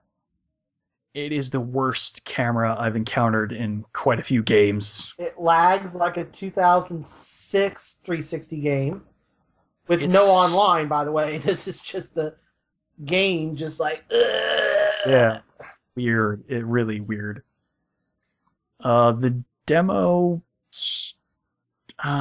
sort of mushes together like the first level or two of the game. Yeah. So you're starting out in a fight with the purple dragons, which I think were introduced in one of the previous animated series. And then from there, once you beat them up, even though you're using bladed weaponry, they don't seem to die. That seems kind of odd, but hey, this is Turtles game, so I look past that. Right.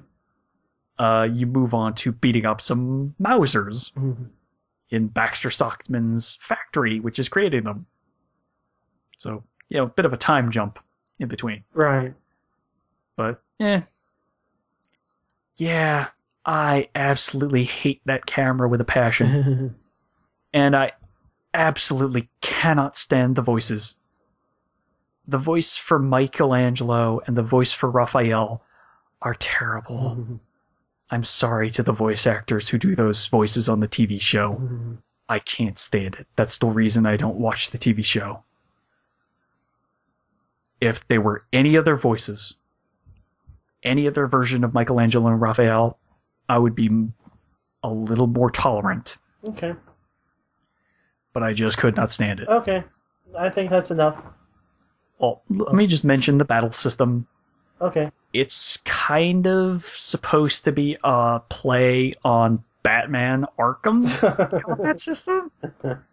Only it doesn't work as well because all you have to do is button mash and you win each fight constantly. Speaking of which, if you want a competent copy of a Batman game that's not Batman, the Captain America game was well worth the rental I did of it from Redbox. That one actually copies Arkham pretty well. So if you're wanting that style of game that's not Batman, I recommend the Captain America. It's based off the movie. It's the one Sega Marvel movie game that they didn't screw up. Except for the achievements. Oh, what was... Remember? No, I don't remember. There were like 1-point achievements in it. There were? Yeah, there was like one or odd point achievements. Sorry, I don't think it was 1 point. It was like one for like 7 or something like that.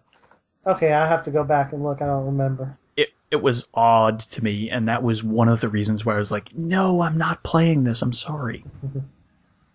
Maybe if I had a PlayStation 3, I would have played it, but no. Not on my 360 score, thank you. I will keep my powers of 5 No, forever. I still gotta get through stupid Viking. You still haven't played that yet. No. Yeah.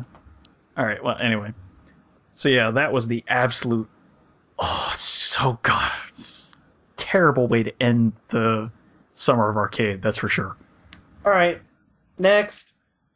Alright, next. Much, much, much better than Turtles was Flashback. Yeah, I'm waiting on a sale on that one too. Yeah, that's kind of what I was thinking. I played the demo, and for all the people that were angry that it was not a really, really faithful HD remake, I thought it was really good. That's a game I would play start to finish had it not been the $15. Right. Yeah, somebody puts that on sale under $10, I'll get it. I was very tempted, though, to buy it for full price. Very tempted, because I was having that much fun with it. Mm-hmm. Now, granted, the aiming is not as good as, let's say, Shadow Complex. Right. With the weapons, but still, it was a lot of fun. Okay. I did have a lot of fun with that demo. So once that game goes on sale, I think I'm gonna pick it up. I'm in the same boat. Oh, excuse me. All right, and the last Summer of Arcade demo that I played was Charlie Murder. Okay. And that was the best out of the bunch. Now, to be fair, neither you or I have messed with Brothers too much. Right, I tried that demo, but I could not reconcile the fact that I kept screwing up once the characters crossed to opposite sides of the screen. Oh.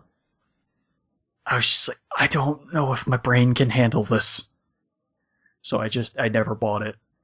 But also, Brothers was really, really short. Like 4 hours short or something like that.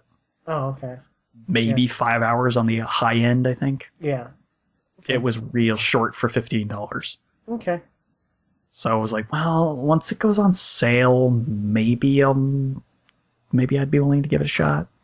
Okay, but Charlie Murder. So sorry. But yeah, Charlie Murder. Side-scrolling 2D playing brawler, but you can move around like all other brawlers of that ilk.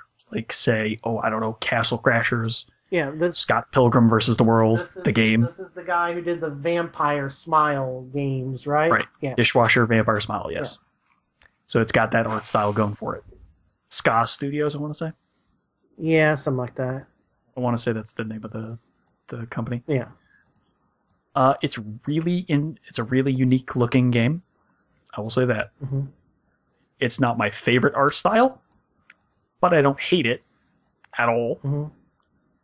It's just a unique style that you could just sort of take or leave for the most part, just because it's he's fairly set in his ways of how that stuff is going to look. So if you don't really like the Vampire Smile style of art, you might not want to try the game, but I would at least say try the demo out, because it's a pretty damn fun loot hunt game. It's, like I said, in the vein of Castle Crashers, where you're punching through hordes of enemies and leveling up. Mm-hmm. Every time you punch an enemy to death, they have a chance to drop something. You then go over and pick up these items, which are all clothing based, which could add, they could be gloves, pants, shirts, or hats. And each of those things influences some stat. So it could be defense, it could be stun resist, it could be chance to hit and turn and light somebody on fire, or hit them with poison. And it was really fun. I had a lot of fun with that game. Unfortunately, I just didn't have time to devote to it. Because I know I was going to want to play it, but I just did not have time to play through it at the moment when I played the demo. Mm-hmm. So I was like, all right, maybe I'll wait, even though it is a very reasonably priced $10, which was really fun. That's a good pricing for it. Unfortunately, I just couldn't bring myself to buy it because I was like, I just don't have the time to devote to it right now. So maybe later on, when I have the time to devote to it, I will go back and buy it right away. Okay. Because I had a lot of fun with that game. There are 5 different playable characters for the 5 members of the group of Charlie Murder, which is the hardcore rock group Right. that the game is based on. Yeah. It's really a weird game. Okay. Because you can get tattoos, and the tattoos are your like magic in the game, which is really weird. It's a really weird, unique brawler. Yeah. And I had a lot of fun with it, though. Unfortunately, I didn't know anyone at the time that was also going to buy it as well, which also had another little bit of influence on me not buying it right away. Right. Okay. So maybe once other people are willing to grab it as well, maybe we go play some. Because that would be a game I would love to have some friends running through. And remember, his first game was one of the ones with odd point achievements, because I remember it was either PAX 09 Prime or PAX East 2010, one or the other, when I went by his booth and he had just gotten done with an interview with some little site, and I asked him, and he was like, yes, yeah, I'm sorry, I've answered that question 30 times this weekend. Yes, I will not have all the achievements will be in Power of 5 this time. Because he saw a significant, he said he's gotten enough feedback to know he lost a lot of sales on his first game for that. Yeah, that first game did look really interesting. Yeah. And if it wasn't for that, I might have actually bought it. And I still have the demo for Vampire Smile. Yeah.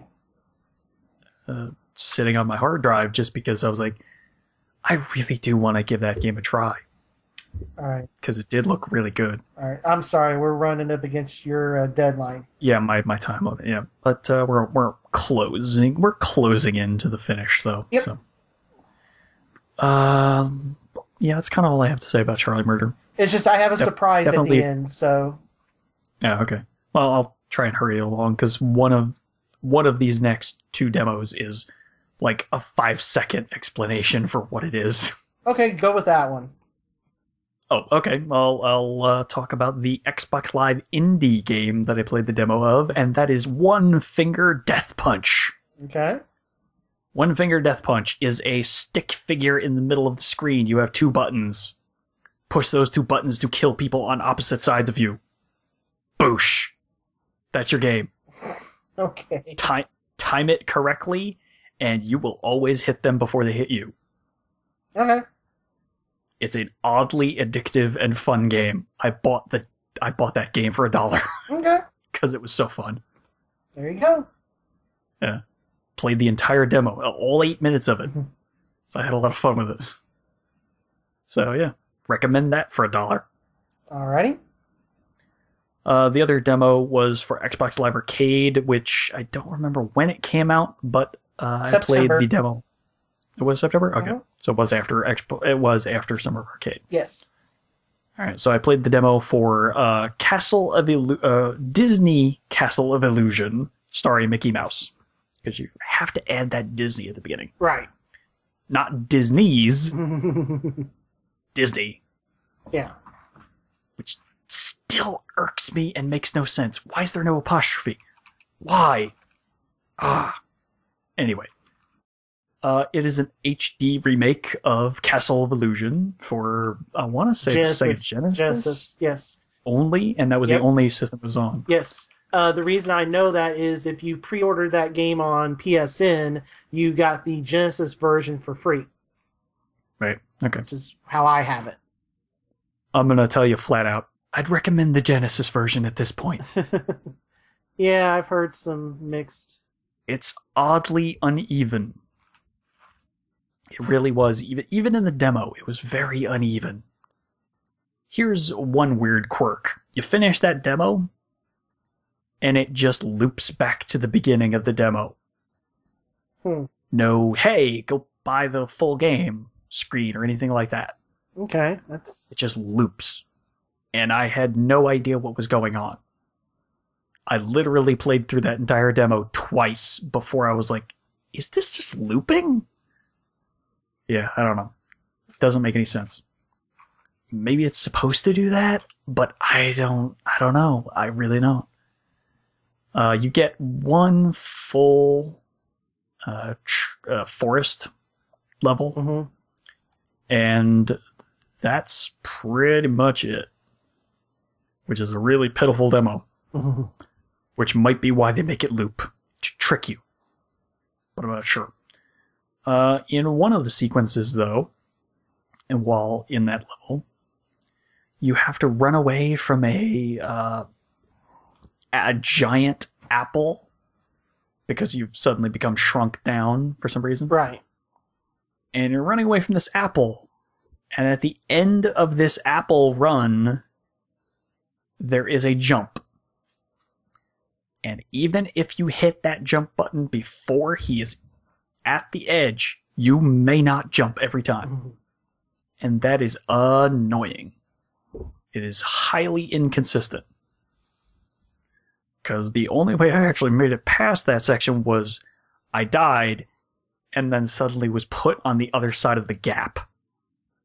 Which doesn't make any sense. Okay. So I would say avoid this game.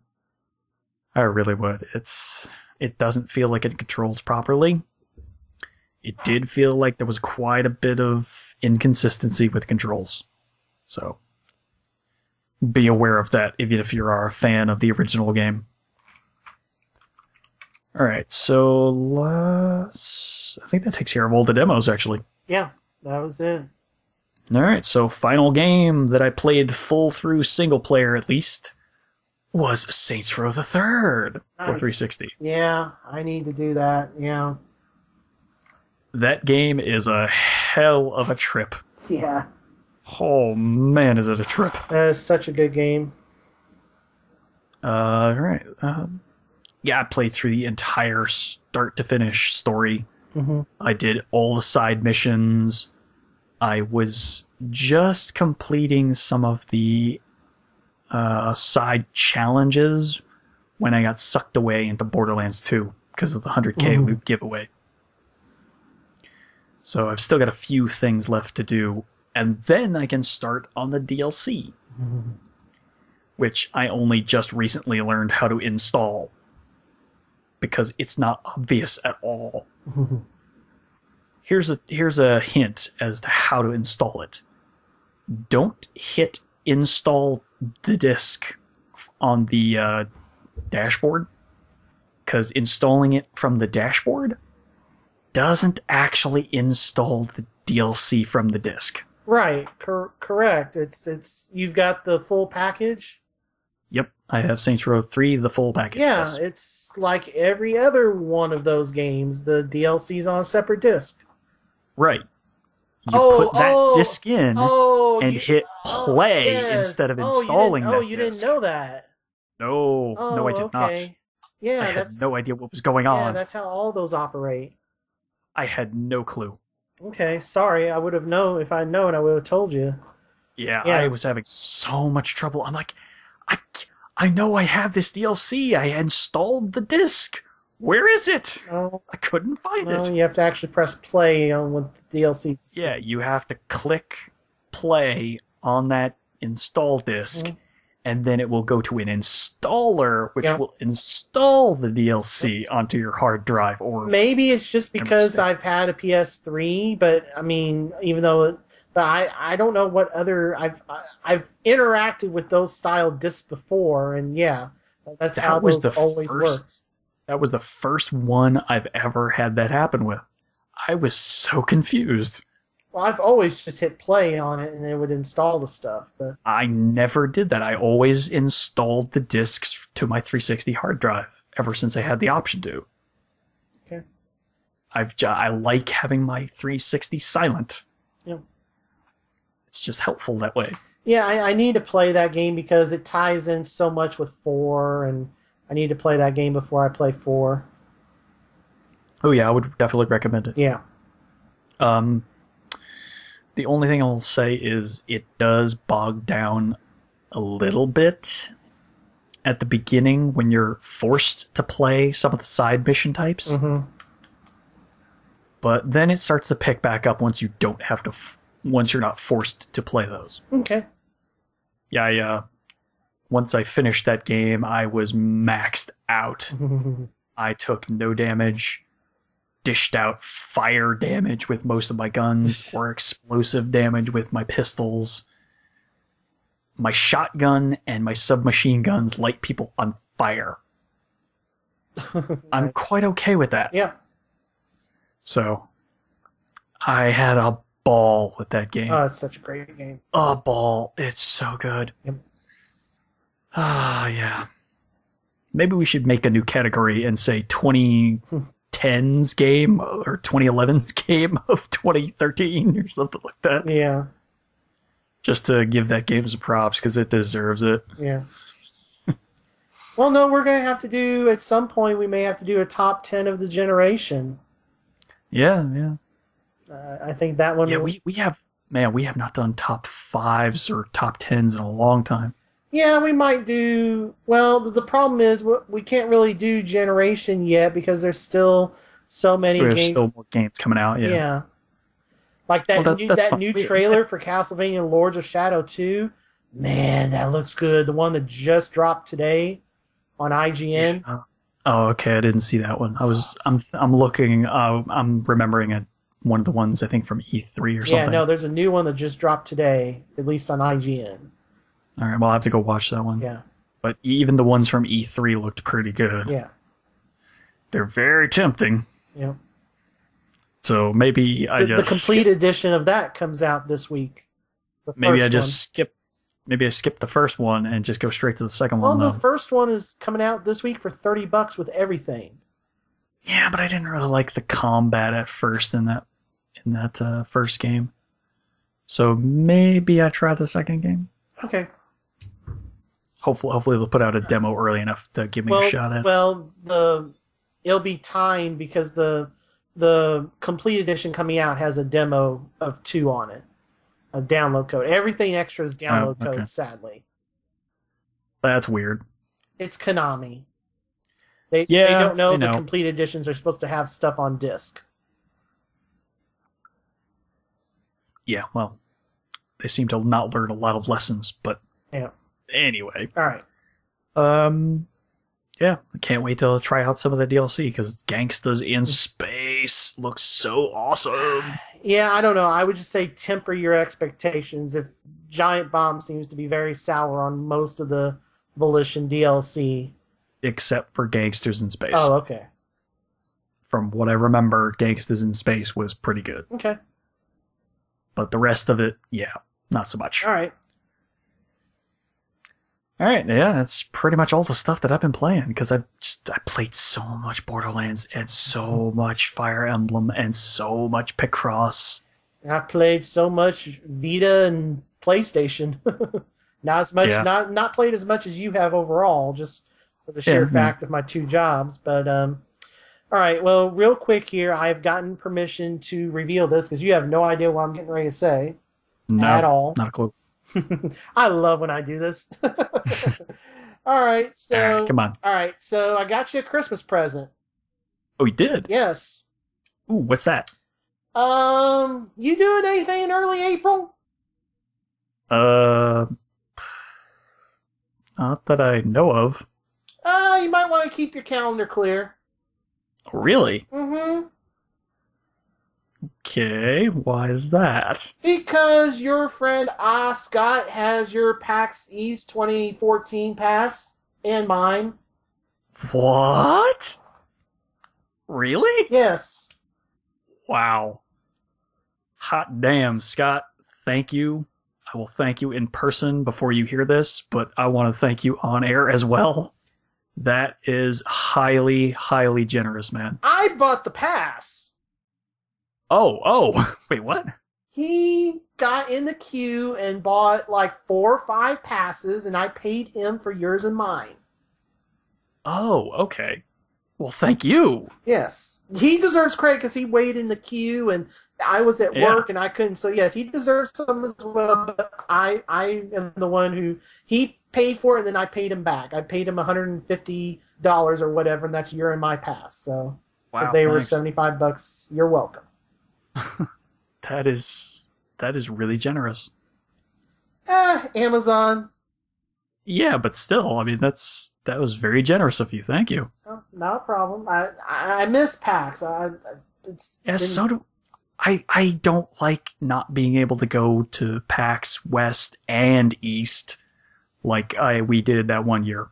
Right. It just lucked out for me because I got the free ticket to East, and probably on this one I'm probably going to be taking the train, even though it's way longer. That works. Well, it's just going to take longer. Yeah, well, I mean, when a train ticket is $100 roughly, and a plane ticket is $500. Yeah, that's a pretty big difference. Yeah. Yeah. I can understand why you'd want a train ticket instead. Yeah. Can't blame you. Yeah. So, yep, we're going to PAX East. That's wow. I don't know what to say. You're welcome. Just thanks to both of you guys so much for that.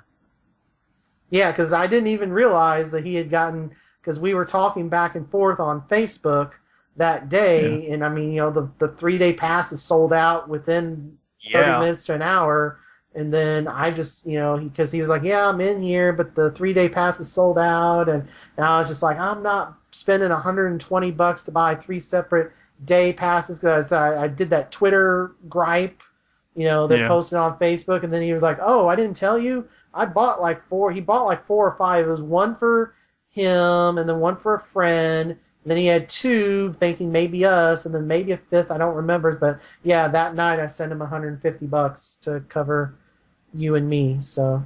That is very generous, it really is, thank you. I don't know how much I can thank you for that.